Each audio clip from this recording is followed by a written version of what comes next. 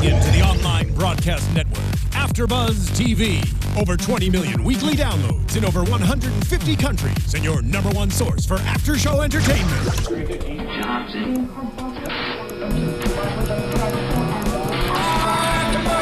AfterBuzz TV, the destination for TV superfans, producing aftershows for over 300 of your favorite TV shows, interviewing celebrities and showrunners, and bringing you behind-the-scenes exclusives. All thanks to E! Entertainment's Maria Menounos, producer Kevin Undergaro, and internet leader Akamai.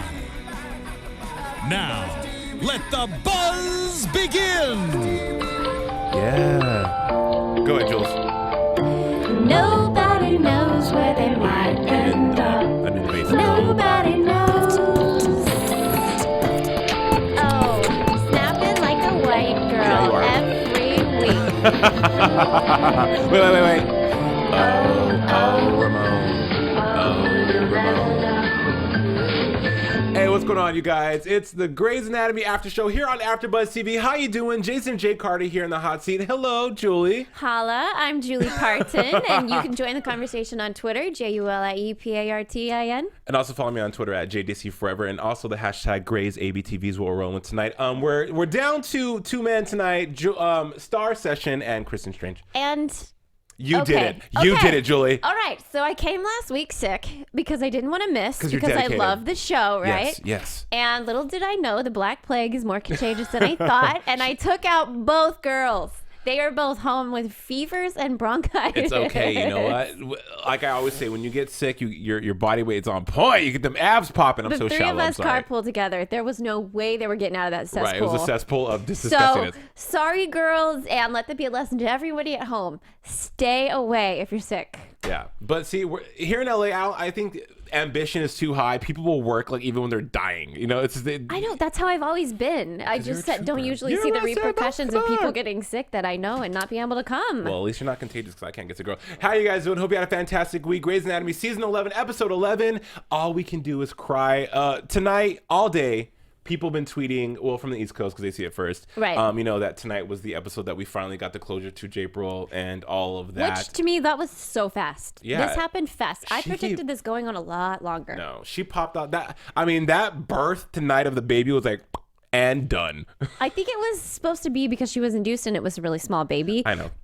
But still, as somebody who's been induced before, it took, I kid you not, 4 days. Yeah. Well, but it took 4 days. You're also an itty bitty person, though. So is she. We met her, remember? Right, well, She's petite. But we're speaking in Greys. In the land of Greys, no one's petite. They're all like superhuman, right? But I mean, it was like she popped out that baby like she was passing a kidney stone. It was just like, and done. It was more peaceful than a kidney stone. Right. It was literally like peaceful and serene, but we jump ahead. Yes. What has been funny about tonight is that just around the studio, we're talking about Grey's Anatomy. People are like, season 11. That show is still on 11. Nobody else gets to say that in the studio. Okay, but and then they're shocked that the show is still on the air for that long. Hello, special SVU Law and Order. It's like season 99. You know what I'm saying? Like, really? Come on. Grey's is a fantastic drama. It's still #1 rated show. So yeah, that's why it's still on, ladies and gentlemen.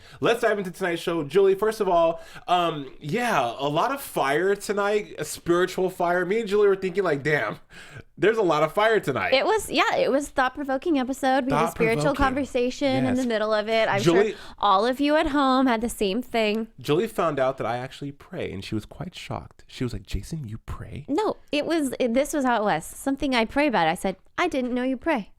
And he goes like this, yes, I pray. Because Julie thinks I'm this heathen. No, I just said it as a matter of fact. Oh, that's good to know. Yes, I do pray. But so everybody, so what was crazy about this is I think, and I don't know for certain, this was Kepner's first episode narrating. No. I think she had. Well, okay, she might. The shooter. I don't think she narrated. I don't know if anybody narrated. No, she's narrated before. I don't think she narrated the whole episode, but I'm pretty sure in the past she has narrated. And here's the thing about narration that I kind of I at first I really enjoyed the writers and Shonda allowing other characters to narrate, especially when Christina would narrate. But we got so used to Meredith narrating because the show initially was all about Meredith Grey, and it's so funny how the evolution of the show has taken it so far away from Meredith sometimes that you forget I should be saying this probably AfterBuzz, you're gonna kill me, but I forget Meredith's even on the show sometimes. No, I totally agree with you. Like tonight, she was just. She was a minor character tonight. Fly by. Yeah. Oh, she fell into the ranks of Bailey, Karev. Just, one-liners, get your day rate, get your fulfill your contractual obligation. Oh, I thought you wanted coffee and check signs. Okay, you're done. You can go wash up all your makeup. But we saw a lot of cool things happening. We saw the return of the Chief and Catherine. Yeah, so they're all going into the chapel, which I don't really remember seeing the chapel at the hospital before. There's always one in the hospital. There was this beautiful moment. Each one of them was lighting a candle, maybe not in honor of the baby that was coming, and we just saw each of them have a moment with a higher power. Right, and we and they all had their own dialogue. I think that tonight was the running theme was about jumping ahead, but who cares? April said, I've given my life to Christ. I've given my life to God. I have been faithful. I walked with Christ my whole life. And she said, I felt like God was laughing at me tonight.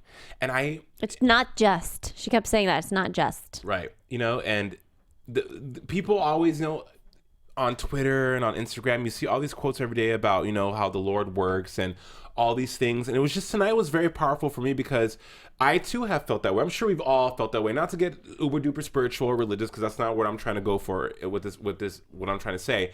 But that was, really powerful because here she is losing her only child. Right. Kind of gruesomely, actually, if you think about it. Oh, yeah. I mean, yeah. And then, you see, it was just the whole theme was about faith and about having hope, because we also see in a scene Amelia and Edwards talking about, you shouldn't be a surgeon if you can't have hope. Yeah, it was all about faith. It was all about hope. And it has been for a couple of episodes. Yeah. And last week at the very end, they, promoted. We would find out the test results, and we didn't. But right at the top of the hour, we find out type 2. Mm-hmm. And for me, this entire episode was sudden.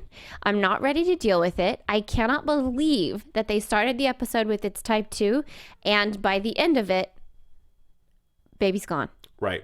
This was sudden to me. I really felt like we had at least a few more weeks of this going on. I don't feel like she was that far along in her pregnancy.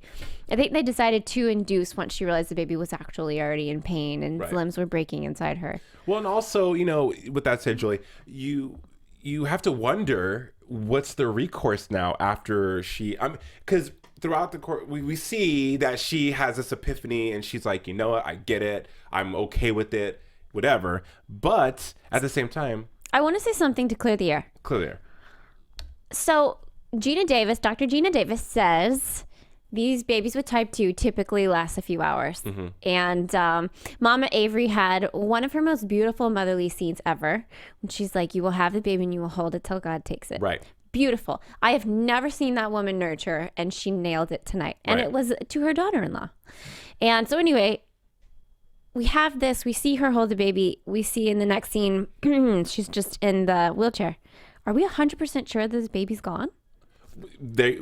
Right, you don't know the baby. Don't you think they'd be with it if it was still alive? Why would they be? But it could go either way. Okay. But you are right about, and I agree with you 199% about Catherine Avery. And it's good to see her back. First of all, AfterBuzz, it's good to see her back in a vulnerable, not being super rich, Harper Avery chick. She looked natural. I think this was her natural hair. Yeah, thank God, natural hair. Debbie she Allen, looked who do you had it? Gorgeous. But yeah, and I agree with you. It was really nice to see her nurture and to say those things like, it's going to happen.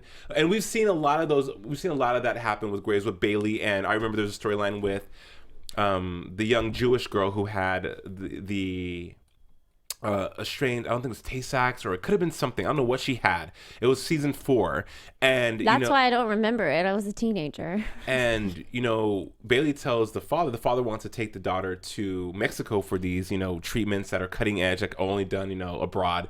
And Bailey's like, she's going to go now. You have to hold her, help her go. So we've seen this a lot. But tonight I feel was the most I could wrap my head around it, seeing Catherine tell her that, because what else can you say? What else can you say? How could you offer comfort in that situation but to say those things and to be that literal, but also to weave in and to pepper spirituality into it? It was brilliant. Whoever wrote that, you deserve an Emmy right now. Yeah, I would totally, absolutely concur. And especially because Avery was there for her in every way that he knew how, but he didn't know what to say. Right. He was going through it and he was suffering the loss just as much as her. Absolutely. But we see, and we know that he's not a spiritual man. We know he doesn't believe in God. We see him in the chapel and he says God and he laughs because obviously that's not something that he's used to.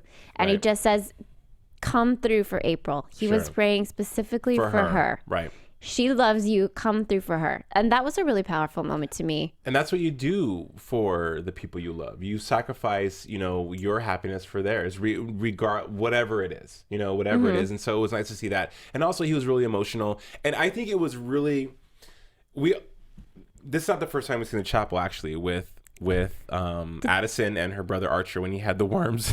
I know. But, she was there and she even says, I'm a wasp. I don't go to church. I don't pray. But it was nice to see Jackson. I don't believe his vulnerability sometimes because I feel he's too pretty to be. He doesn't. Jackson, believe it or not, AfterBuzz, I know you're gonna hate me. I'm gonna get a lot of flack on YouTube, but I feel like Jackson has the least amount of depth when it comes to. What about more than Derek? Okay, they're both depthless, if that's the word. They both are lacking of depth for me.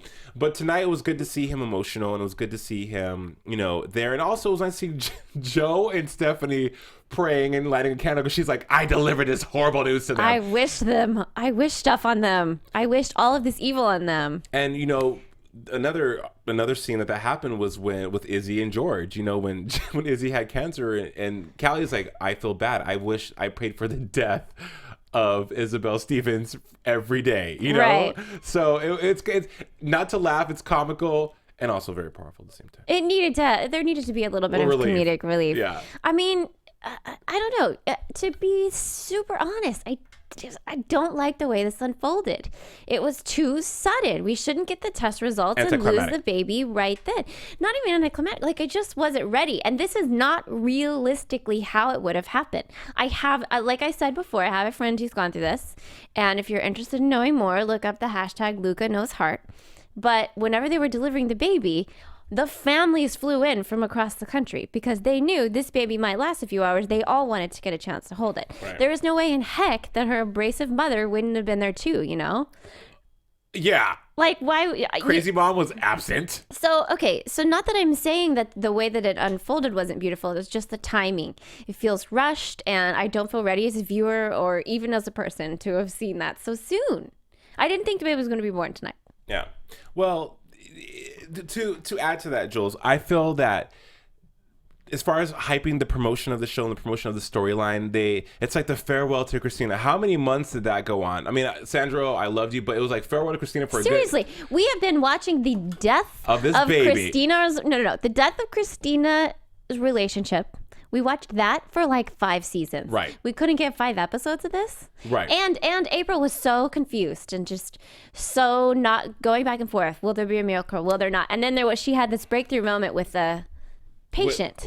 Which was amazing. Because we're wondering, first of all, okay, AfterBuzz, was it weird when you saw this nurse eating Jell-O? Just randomly, the camera swoops through her, nurse eating Jell-O. You never see random shots like that. Yeah, I was like, why is she eating Jell-O? No, something was up. And then we see her looking and listening to Meredith and them eating Jell-O. I'm like, what? She's some random nurse eating Jell-O. That never happens on Grey's. But come to find out, the story is way more deep than that. And actually very kind of sad because... Super sad. And then super sad and super strange. Both. It was strange. Almost too strange to be attached to. But the way they tied April to it, and the way they made it come full circle was very good. She lost her fiance after they were coming back from to seeing a site for their wedding, and the doctors comforted her, said, look, you're a mess, here's scrubs, go eat, stay here as long as you need, whenever you're ready, and so. And she took them literally, grabbed a clipboard and pretended to be a doctor. A nurse, and ate the Jell-O. Yeah. So, you said April has this epiphany.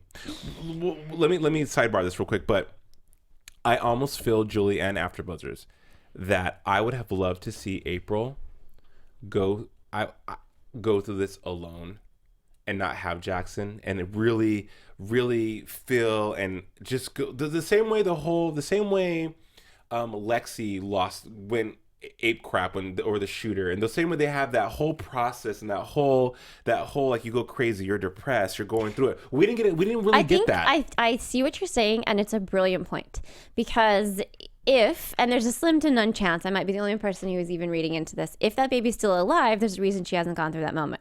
But a crucial thing that was missing from this episode that better be in future episodes, otherwise it's just a gaping hole the writers missed, is April dealing with this with God. She needed to be there in front of the huge giant fire of all those candles that never extinguished. Fire hazard the house down boots. I was like, why is this room not on fire? It was like full on fireworks blazing. How are those still going? Like full on. And so I don't know if we were supposed to see Amelia in place of her dealing with this, but that's not okay. We need to see April deal with this one-on-one with God, like we saw the rest of the characters dealing with it. Exactly. And because then it's not believable for something of this magnitude. And I know we keep talking about this, but for real, it was the only thing that mattered in tonight's episode. Really, it was.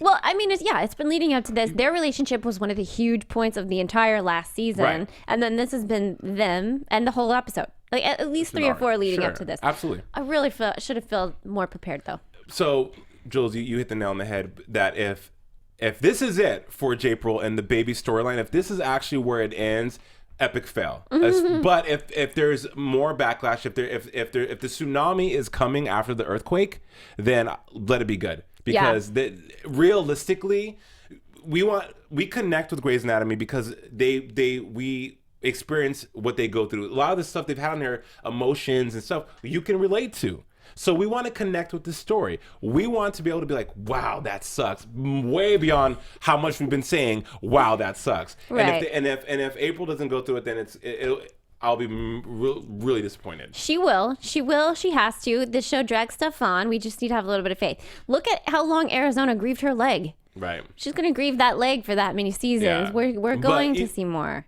Even the leg disappeared quickly, though. They move on quick. Grey's moves on. They grieve, and then it's a wrap, and you're on to the next. It's like it's like Destiny's Child. You are temporary. You're not going to be in the group. You're not Beyonce. You may be gone next week. But I do. Getting back to the patient story of the nurse, the faux nurse. We're gonna call her faux nursa. She awesome, because for me, like, just show the way and there's a lot of flashbacks tonight too. What do you call that? Experimental filmmaking. Right, yeah. But what was funny is that everyone that was praying for this situation or just in the travel about it was having flashbacks to April and Avery. Right. Not just things that they'd been a part of, just those two. Right. And then just too much. And then, we see the chief and Catherine, they talk about where they left off with Christina, and he's like, how long has it been? 6 months. And it was nice to see them put their differences aside, because well, she said it's been 6 months and it took this for you to call me. Like, she wanted him to call her. Right. For other reasons. Yeah. Do you think she was waiting around for his call? Well, she loved him. Absolutely. Love never dies. And I would, if I was that into someone, if my husband now, me and him, something happened, he didn't call me, I'd be like, why haven't you called me? Off your birthday, So yeah, if my husband didn't call me for 6 months, I would chase him down. Yeah, stalker. He would have to hire someone to keep me away. But yeah, Catherine's back, and she needs to be back, and I didn't see her. Maybe I missed this, but I didn't see her comfort Avery once. Did I miss that? I think she was comforting them as a couple. Got it. Okay. Honestly, this isn't, a sweeping generalization that applies to everyone, but when it comes to pregnancy and infant loss, it's more so, from what I've seen, the woman that feels it and the husband that feels pain on behalf of the woman. So I think that's really the biggest pain. Obviously, he feels grieved about his son, but he's more just thinking like, oh, how's my wife going to keep it together, and how can I be there for her? Be the man, exactly. I want to say what's up to some of our Twitter followers right now. To Christina, she says, Jay, I know you're not such a fan of Japril, but this episode was nostalgic. I think I know why we're still attached 11 seasons later. Okay, girl. Hey, you know what? I feel you on that. And also, Jacqueline at Dynamite Jack says, zero depth, totally agree. Remember Callie said just what you was going to tweet. same wavelength, basically saying good memory on the storyline. It was season 5. Thank you. Yes, I got my seasons right because people call me out on that. But yeah, thank you guys for somebody. CD Olera 83 said, "Is it accurate for me to see Happy Gray's Day to you guys? Because it seems like it won't be." Nailed it, girl. They're even promoting Tears of Grey. Like, get ready, you're gonna hate it. It's gonna be sad, sad, sad. Yeah, I'm trying to figure out what this season. Normally, Grey's has a theme of the season. After the shooter was about rebuilding. Tears of Grey. And that's why. Don't do this to us 11 seasons in. We want a swan song. Right. We don't need to see our favorite couple break up and I our don't want a swan second song. favorite couple have their baby die. Jason, drama maybe, but pure heartbreak, no. This Jules, is just bummer. Because It's a bummer. life isn't fair, as we see tonight. But speaking about life This isn't fair. isn't parenthood. I want unrealistic stuff happening to them. Not I real. want. If Grey's is gonna end after Buzzers, and you're gonna hate me for this, but I'm gonna say it. If Grey's is gonna end, I want it to end in tragedy, and not someone being killed. But sometimes there's not. You can't always get your happy. As Meredith and Christina say, am I gonna get my happy today? You may not get your happy. I think. Yeah, in life, but on this show and shows in general, you should end with a happy note if you can. Well, a breakthrough tonight we saw with April, and I'm going to stop using that because I think it's so stupid. With April Kepner was when she comforted Phone Ursa and said, it helped her see. I feel like what I got from that, and maybe after Buzzers you can, you probably disagree or agree or have your own ideas on it, but I feel that she got the answer to about her with God and what her purpose was. Not so much her purpose, but why things happen. And this is a far stretch and maybe a sweeping generalization, but she probably felt that maybe this happened to her to provide comfort for somebody else. Yeah, I mean, that's often the thing that people figure out that makes them ultimately conquer what they're going through. Right. This happened to me so that I can minister to other people in the future. Sure. Yeah, and I mean, that's quick for her to realize that, and very quick. Honestly, if I were her, I mean, I don't know about the bones breaking in my body or whatever, but I would have delayed it longer. It was a sweet moment when they gave him the baby. It was so tiny. Yeah. I wonder where they find those babies. Like that was fake. But it was a bomb fake baby. Like, do they get that where? Like way Toys R better Us? than American Sniper. Yeah, Party City. The fake babies are made by the costuming department. The real babies are actually 15 days old. Yeah. Well, who cast them? Yeah, you know what? Talk to some of them before. Shonda's like, I am the baby whisperer. That's a good segue to one of the I didn't know I was pregnant patients. That was I'm surprised we haven't seen this before. We haven't seen this before. Have we? Have we, Mr. Greysopedia? Yes, we have, actually. I didn't know I was pregnant. We had one of those. The girl, the prom night where the girl drops season 3, where the girl goes to prom, gives birth to the kid, and didn't know, is like going through it, gives birth to the kid, leaves the kid there to die. But we haven't seen a patient come in, right? But it's long heaving like and hoeing on the Addison, table, and then Addison's all mad. And it's like, how do you do that to a baby? Yeah, we've seen it before. Just not someone that was shot in the neck. Or shot, and then it's like, oh, by the way, sweetie, you're pregnant. I know, I'm pregnant. It doesn't usually happen like that. I mean, they have shows, and this happens to women more often than you would expect. But most of the time, they just think it's cramping or something. Well, how do you know? Unless you're like a real... Jules, let me ask you a question. I can never have children. So, as a woman, how in the hell do you not know you are not with child? Or you are or not with child? Have no idea. I mean... Because that experience of pregnancy encompasses every part of your mind, emotions, body, soul, everything. It is so painful and just has you completely off your game. I have no idea. However, women that have gone it through before, I mean, most of the time they don't notice that they have a little bit of extra weight. Some women, sorry to say this word, continue to menstruate, so that's why they don't know. Hey. I've heard it happening. A woman with multiple sclerosis had twins, didn't know, couldn't feel it. One woman ran a marathon. Thought she was cramping from the marathon. Turns out she was having a baby. I mean, okay. And then they're like, how did this happen? You know how it happened. What do you mean? Like, how did this happen? Where was I? Girl, you know how it happened. For a minute there. So the husband's there. They tried. They tried forever. This is a miracle baby. They were told they couldn't have one. Right. And they just kept saying, girl, you are. You are. Sorry about it. It's you crowning. Get ready. I know, right? What was so crazy? She wanted to see her baby so bad, and Bailey's like, nope, no time. Goosh. Yeah. So Bailey had to save her because she Right. wouldn't have been able to see her baby, and Bailey stopped it. But so the husband came in. I was thinking for a minute, maybe she was having an affair on the husband, and that's why she was able to get pregnant. But I guess not. Oh, so you thought the husband was shooting blanks? Okay, is Yeah. that what you're trying to say? Shooting blanks. The husband is and always pistols. at fault, right? And how did she get shot? Did we miss that? I think we did. So here's the thing: after we come in to watch the show, we watch it on a satellite, and so sometimes we have to rewind to make sure we see everything because we want to make sure we give you guys the most comprehensive, cohesive review of the show. And there's some things we miss. All I know is she got shot and she had a baby. Boom, done with that. And they fixed that. It was really, really cute. She ended up making it through. Some great doctor work, of course. The husband was so overwhelmed holding this little baby. I know. And he took her in there. She said, there she is. That was a sweet moment. Can I ask you a question? Go for it. I don't have children of my own. So, and I always wonder, what is it like when you finally get to hold, like Cece, when you finally got to hold your daughter? Tell me. So a lot of women actually don't experience a connection right away, and then they feel tons of mother's guilt about it. But I was lucky enough to be one of those people, and you really do get a surge of emotional bonding hormones right when you give birth. But I am not kidding you. It is like they hand you that nasty thing because it is tiny and it is goopy and gross. And you look at it and you've never loved anything more in your entire life and you've never been more fulfilled. Really? And you're like, That's awesome. I'm sorry. You're like, if I died right now, I just experienced the best moment of my life. But I don't want to die because I just want to live to watch this thing for the rest of my life. It is that powerful. It's crazy. God, and I will never experience that. Wow, I feel like I've been cheated. God, why? Jason, get a puppy or something. A puppy? So you can crap? No. Anyway, so I guess all that to say, like, whenever April experienced this, there's got to be this moment of, I'm so glad I got to meet you. And then grief upon grief upon grief that she won't see him grow up. And they had a realization like that. We can't name him Norbert. That won't be our kid. Well, name of the baby was? Samuel Norbert Avery. Why? Why?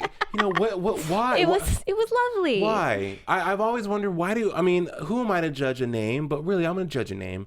Why would you name your kid that? I loved it. Oh, that was Samuel? That name alone. I mean, okay, look, probably there's some AfterBuzzers named Samuel who are gonna hate me. Sam is a great name, but I mean, why not name your kid like Badger or Ryder or? And that's why we should be happy Jason's never gonna have kids. Anthony. Badger.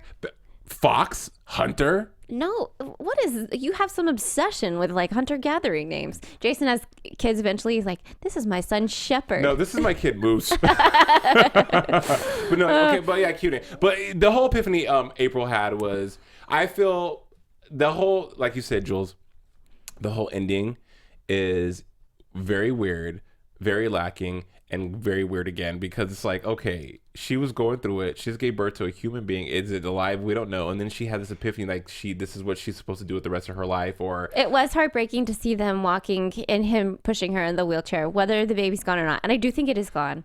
It was just strange that we actually didn't see that. Or I think something. it's gone too. But we do need to talk about Amelia because right, you took the words right out of my mouth. Amelia for sure. It feels like week after week, and I did not watch Private Practice. I watched it because I love Grey's, and I couldn't stand that show. Right, it was still cannot stand that show. Spin-off. So I stopped, and so I don't know what happened with Amelia. But week after week, we get all of these comments and on social media. Why aren't they saying that this happened to Amelia too?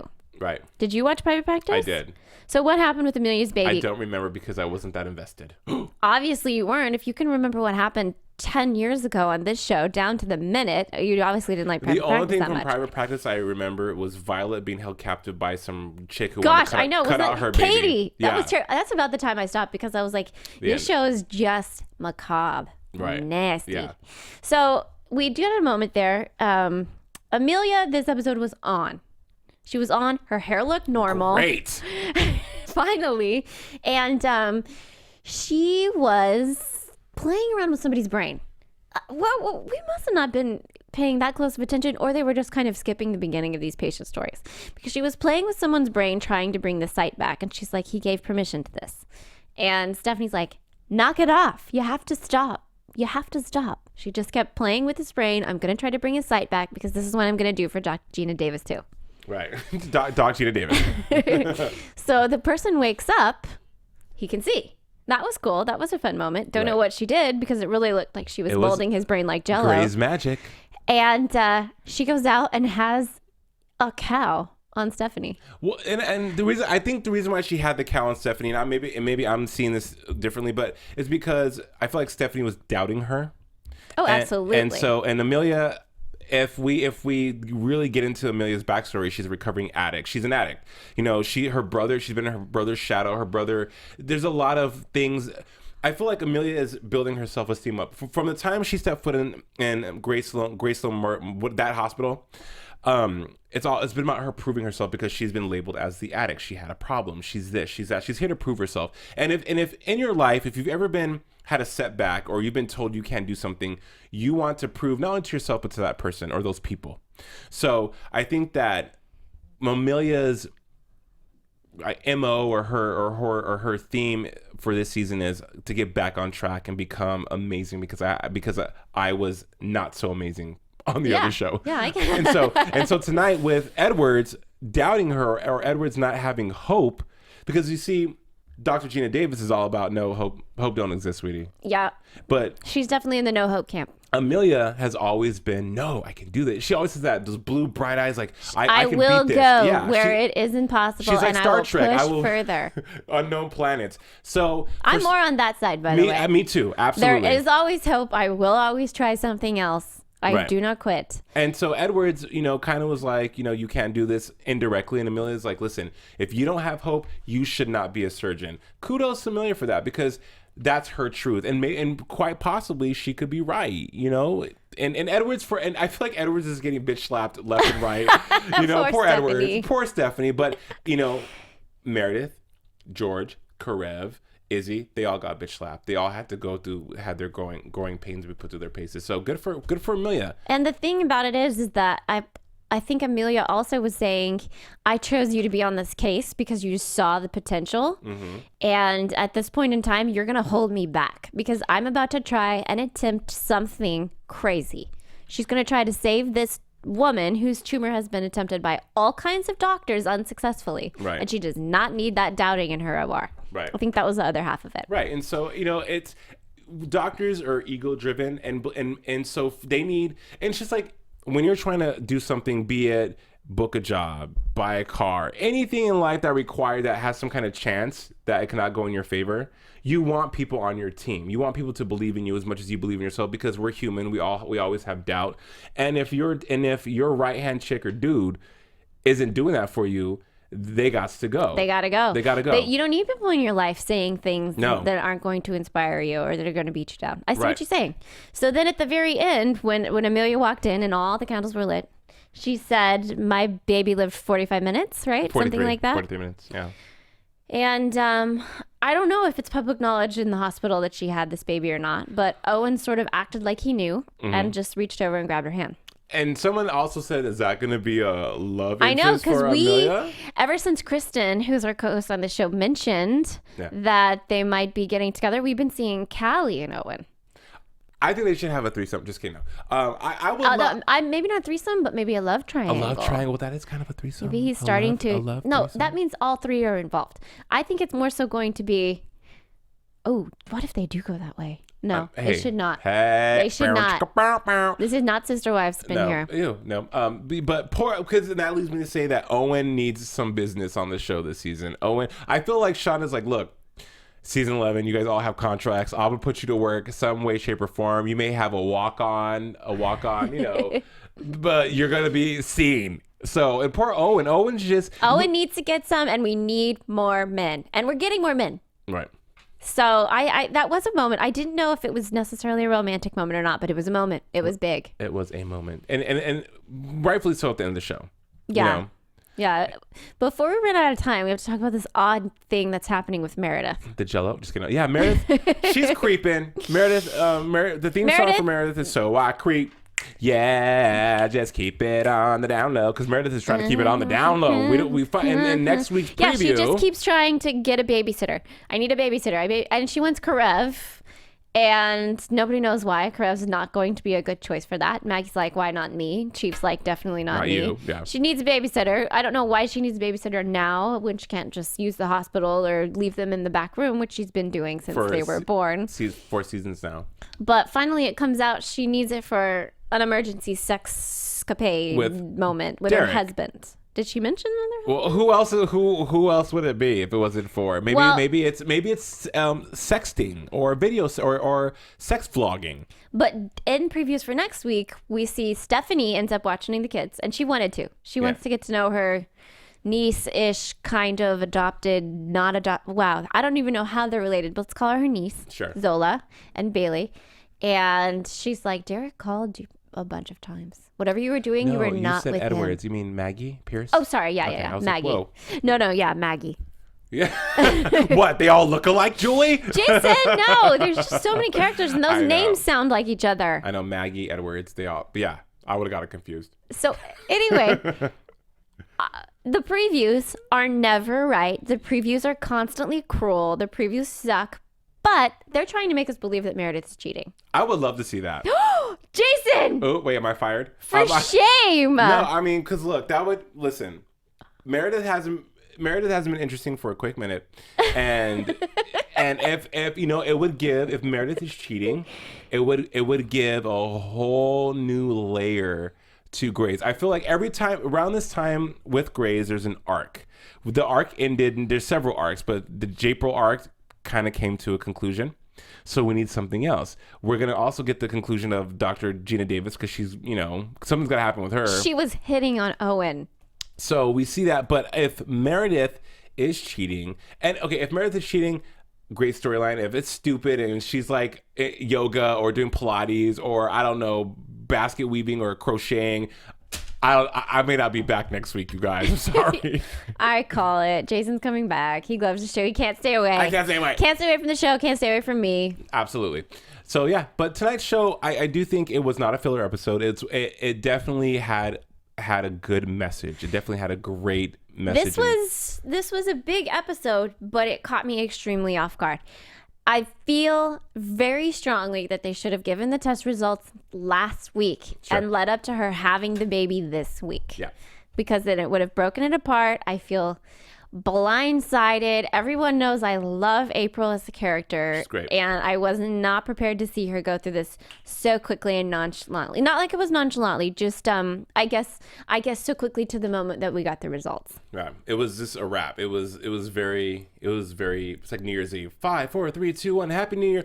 Oh my gosh, it was nothing like that. I mean, okay. It was heartbreaking and tragic. No, Jules, it totally was. It was heartbreaking and tragic, and I felt attached. I feel attached, but I guess what I'm saying is like it's one of those things, sort of like the end of How I Met Your Mother. Like, did they really just do that? I need a minute to process What it. happened at the end of How I Met Your Mother, by the way? Spoiler alert. Cover your ears if you're planning on watching this season. Spoiler alert. Spoiler alert. Spoiler alert. All right, we get it. Spoiler alert. Wow. Okay, so after 9 seasons, he met the mother and she died. Oh, that's right. That's what it feels like to me. I feel like, I knew the possibility of this baby not making it was coming. I just didn't know it would be this week. I guess what I'm saying. And it hurt. And I need to go to chapel to deal with this. Right? I need a candle. I need to talk with God. And you just don't light the whole room on fire, because I swear it was like blowtorches in that chapel. It really was. It was very, very beautiful and very poetic. Well, there you have, you guys. Episode 11 in season 11, Grey's Anatomy, great show. Jules, on a scale of 1 to 10, I would say it was definitely a 9. I don't know. I feel sacrilegious even rating this. Okay, That's fair. Sure. It was. I don't want to say it was good or bad. It was heartbreaking, and it was. I don't know. It wasn't everything that I wanted it to be, but at the same time, I still got something love from it. Right, yeah. I loved seeing them all light the match. That was just beautiful. Right. I love seeing them all talk to God. We don't see characters on TV, let alone these characters on that level very often. Right. So loved seeing that. But next week we should maybe move on. Yeah. Predictions. Hello. Let's do it. And now, your AfterBuzz TV. Predictions. I think we touched on a lot of possible predictions. I don't think Meredith cheats. I think that they are just bait and switching us again with those previews. Will we ever learn not to trust them? No, we won't. We just get sucked in. Seriously. It's like going to TJ Maxx. You know you shouldn't go in there because you're gonna spend money, but you do it anyway. And you walk out with $100 worth of stuff you don't need. Same thing with Grace. That's a great Like analogy. Marshall. I'm probably wearing something today I didn't need to buy from TJ Maxx. Hello. These pants. Right. Okay. Anyway, so so next week I really feel like they're not cheating. I do think it's hilarious that Gina Davis is hitting on Owen. Don't think that's gonna happen. Obviously, I do think Owen. Man, I'm sort of seeing that love triangle now. Yeah. I'm seeing him develop feelings for both those women. Good for him. I'm seeing a threesome on the horizon. Callie has had enough heartbreak. She does not need that. Callie doesn't need look. Callie does not need any more heartbreak. What she needs is to get her feet wet in a new towel. Boom. You know what I missed from this episode? I know we're backtracking. Arizona didn't step up to the plate like I was hoping she would with all this training. Anyway, moving on. The other prediction that I have, I really think Dr. Pierce's love interest is right around the corner and it is about time. You go, Maggie. You go, Maggie. I agree with all that. Absolutely. There you go. Predictions. And hopefully light a candle, say a word to the big guy for our other co-hosts who I gave the Black Plague. Sorry, ladies. I won't come to work sick again. Sorry about that. And if I'm not here next week, it's because Julie gave me Ebola. Oh, I'm not like that. She gave me avian flu. All those things. All right, you guys. Well, until next time, I am Jason J. Carter. Please follow me on social media at Twitter, JJCForever, or on Instagram at Jason Carter Official. Always love talking with you guys. Thank you so much for watching. And you guys can find me on all the social medias at Julie Partin, JULIEPARTIN. See you guys Thanks for watching. We'll see you next week. Bye. From executive producers Maria Menounos, Kevin Undergaro, Phil Svitek, and the entire AfterBuzz TV staff, we would like to thank you for listening to the AfterBuzz TV network. To watch or listen to other after shows and post comments or questions, be sure to visit AfterBuzzTV.com. I'm Sir Richard Wentworth, and this has been a presentation of AfterBuzz TV. Buzz you later. The views expressed herein are those of the hosts only and do not necessarily reflect the views of AfterBuzz TV or its owners or principals.